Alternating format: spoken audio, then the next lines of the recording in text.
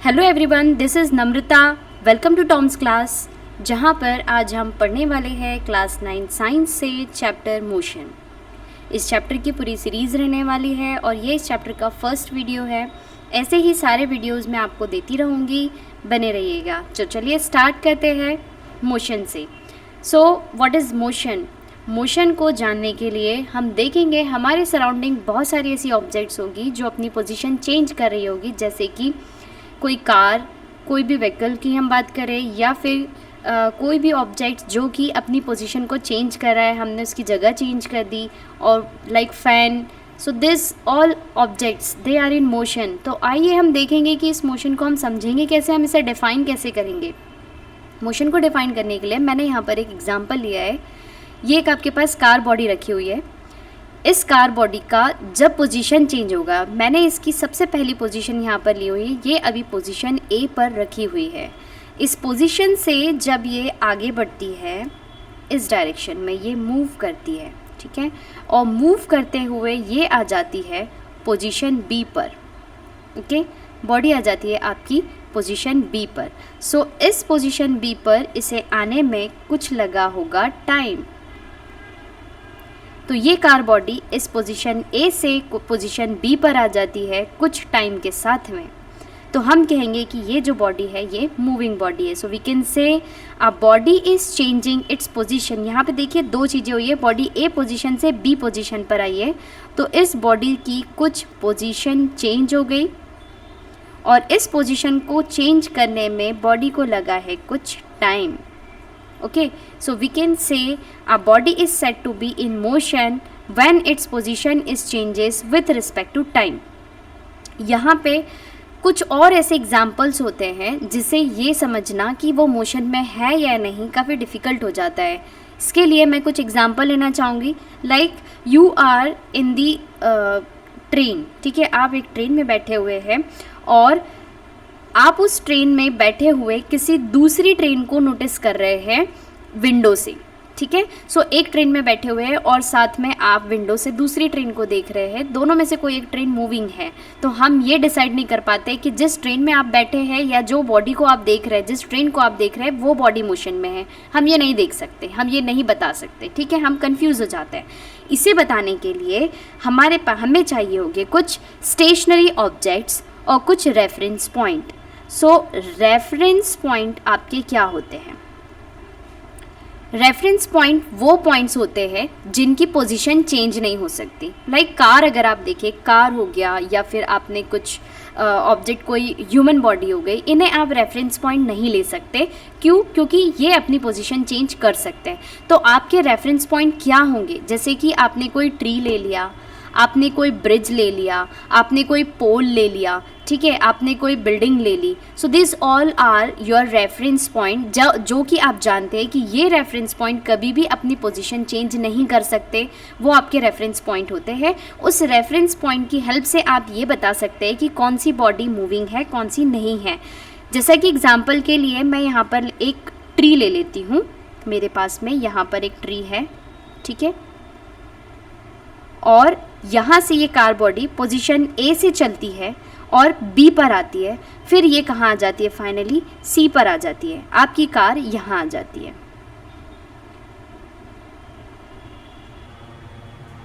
आपकी कार यहाँ आ जाती है, ठीक है। सो ये पोजीशन ए से बी पर आई, फिर सी पर आ गई। तो आप इस ट्री से बता सकते हैं कि इस कार की क्या चेंज हो गई? पोजीशन चेंज हो गई, ठीक है। So we can say this car is in motion. Okay, same as we have some example for motion for different bodies like swing. Swing में आप देख सकते हैं ये भी एक काइंड का क्या होता है? मोशन होता है। Merry go round, merry go round is also showing circulatory motion और रोटेटरी मोशन, जो कि हम आगे देखेंगे, ठीक है। ये भी अपना मोशन दिखाएगा, इसे भी हम कहेंगे कि ये मूविंग बॉडी है। पेंडुलम ऑफ क्लॉक, जो कि ऐसे मूव करती है, इसको भी हम कहेंगे कि ये भी आपकी मूविंग बॉडी हो गई, ठीक है। Now next will take here physical quantities. देखिए फिजिकल क्वांटिटीज़ क्या होती है? वो सारी क्वांटिटीज़, जैसे कि मैं यहाँ पर कुछ एग्जांपल ले रही हूँ। आपके पास हो गया टाइम, ओके, वेट,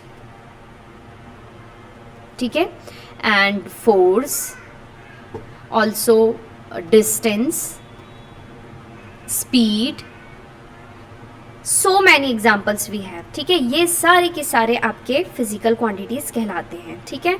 सो ये सारी जो क्वांटिटीज़ है, ये सारी क्वांटिटीज़ को हम मेज़र कर सकते हैं। तो वो सारी क्वांटिटीज़ जिसे हम मेज़र कर सकते हैं, they all are physical quantities, ठीक है। अब फिजिकल क्वांटिटीज़, बहुत सारी फिजिकल क्वांटिटीज़ है। इन फिजिकल क्वांटिटीज़ को हमने दो कैटेगरी में डिवाइड किया है, scalar quantity and vector quantity. In quantities को समझने से पहले मैं आप लोगों को बताना चाहूँगी व्हाट इज़ मैग्नीट्यूड। मैग्नीट्यूड क्या होता है? ओके, सो मैग्नीट्यूड क्या होता है? मैग्नीट्यूड जिससे कि हम क्या कर सकते हैं, किसी भी फिजिकल क्वांटिटी का अमाउंट या उसका साइज़, या हम ये बता सकते हैं कि वो जो फिजिकल क्वांटिटी है उसका क्या नेचर है, वो कौन सी फिजिकल क्वांटिटी है। So amount and size and nature जो बताता है वो आपका क्या कहलाता है? मैग्नीट्यूड कहलाता है, ठीक है। एग्जाम्पल से समझते हैं, ठीक है। आपके पास में यहाँ एग्जाम्पल के लिए मैंने ले लिया 5 सेकेंड, ओके। 5 सेकेंड में जो आपके पास 5 है, ये 5 आपको बताता है किसके? अमाउंट को या फिर साइज को बताता है। और जो सेकंड है ये आपका बताता है नेचर को, कि आप किसकी बात कर रहे हैं, आप टाइम की बात कर रहे हैं। अगर मैं इस 5 सेकंड की जगह पर लिख दूँ 5 लीटर, ठीक है, तो आप बता सकते हैं कि आप किसी लिक्विड क्वांटिटी को मेज़र कर रहे हैं, ठीक है। ऐसे ही मैंने यहाँ कह दिया 10 किलोमीटर, तो किलोमीटर से आप बता सकते हैं कि आप डिस्टेंस की बात कर रहे हैं, ठीक है। तो मैग्नीट्यूड जो है वो किसको? नेचर को और अमाउंट और साइज को बताता है, ठीक है। सो कंप्लीटली जो आपका 5 लीटर हो गया, 10 किलोमीटर हो गया, 5 सेकेंड हो गया, 1 kg हो गया, ये सभी के सभी नंबर और उसके साथ में क्या? यूनिट। ये कंप्लीट आपको मैग्नीट्यूड बताता है। ये आपका कंप्लीटली क्या होता है? मैग्नीट्यूड होता है, ठीक है। तो किसी भी फिजिकल क्वांटिटी को हम मेज़र करेंगे तो मेज़र करने के साथ में हमें उसका कुछ ना कुछ क्या देना होगा, जो भी उसका मैग्नीट्यूड है, मैग्नीट्यूड बताना होगा, ठीक है।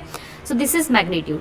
सो जो स्केलर क्वांटिटी और वेक्टर क्वांटिटीज़ होती है, ये दोनों क्वांटिटीज़ में एक चीज़ कॉमन होती है, दोनों के पास में मैग्नीट्यूड होता है, ठीक है। क्योंकि हमें मेज़र करना है, जिस भी चीज़ को हमें मेज़र करना है हमें उसका मैग्नीट्यूड बताना होगा। तो scalar quantity and vector quantity दोनों का क्या होता है? मैग्नीट्यूड होता है, ठीक है। तो स्केलर क्वांटिटी है क्या? Scalar quantities are those quantity that having magnitude but no direction, जिनके पास में मैग्नीट्यूड तो होता है लेकिन उसके पास में डायरेक्शन नहीं होती। एग्जाम्पल के लिए मैं यहाँ पर लूँगी लेंथ। आप किसी भी एक ऑब्जेक्ट की लेंथ ले सकते हैं, ठीक है। लेंथ ले, जैसे कि मैंने यहाँ पर एक एग्जाम्पल ले लिया कि आपने यहाँ पर कुछ बॉडी ले रखी है, आपने यहाँ पर एक कैंडल ली हुई है, ठीक है। ये कैंडल ली हुई है, इस कैंडल की कुछ ना कुछ लेंथ होगी। लेट अस सपोज इसकी लेंथ आपकी 10 सेंटीमीटर है, ठीक है। तो ये जो 10 सेंटीमीटर की लेंथ है, क्या ये चेंज हो जाएगी अगर मैं डायरेक्शन चेंज कर दूं? जैसे कि इस कैंडल को मैंने यहाँ पर ले लिया, ये नॉर्थ हो गई आपकी, ये साउथ हो गई, ये आपकी ईस्ट डायरेक्शन हो गई, वेस्ट हो गई। आपने ये कैंडल को लिया और इस डायरेक्शन में रख दिया, ठीक है। तो क्या इसकी लेंथ चेंज हो जाएगी? नहीं। इसको उठाकर इस डायरेक्शन में रख दिया, तो क्या इसकी लेंथ चेंज हो जाएगी? नहीं, ठीक है। तो लेंथ एक ऐसी क्वांटिटी होगी जिसे मैं किसी भी डायरेक्शन में रख दूं, उसकी मैग्नीट्यूड चेंज नहीं होने वाली है, ठीक है। वो उतनी की उतनी ही रहनी है, उसकी लेंथ उतनी की उतनी ही रहनी है। इसीलिए हम इसे क्या कहेंगे? स्केलर क्वांटिटीज़ कहेंगे। तो स्केलर क्वांटिटीज़ का मैग्नीट्यूड होता है लेकिन डायरेक्शन नहीं होती है। कुछ और एग्जांपल्स हैं हमारे पास में, जैसे कि मास। किसी ऑब्जेक्ट का मास 5 kg है। अब ये 5 kg का ऑब्जेक्ट किसी भी डायरेक्शन में रखा है, उसका मास जो है चेंज होने वाला नहीं है। ऐसे ही length, time, volume, distance, they all are scalar quantities जिनका मैग्नीट्यूड है लेकिन डायरेक्शन नहीं है। अब आते हैं हम वेक्टर क्वांटिटीज पे। जस्ट अपोजिट, वेक्टर क्वांटिटीज का मैग्नीट्यूड तो होता है और साथ ही साथ इसकी कुछ डायरेक्शन भी होती है, ठीक है। उसे हम कहेंगे वेक्टर क्वांटिटी। आइए एग्जाम्पल से समझते हैं। जैसे कि मैंने आपके पास ले लिया फोर्स, ठीक है। आपके पास में ये एक ऑब्जेक्ट रखी हुई है, इसके ऊपर आप कुछ लगाते हैं फोर्स, 5 न्यूटन फोर्स लगाते हैं, ठीक है।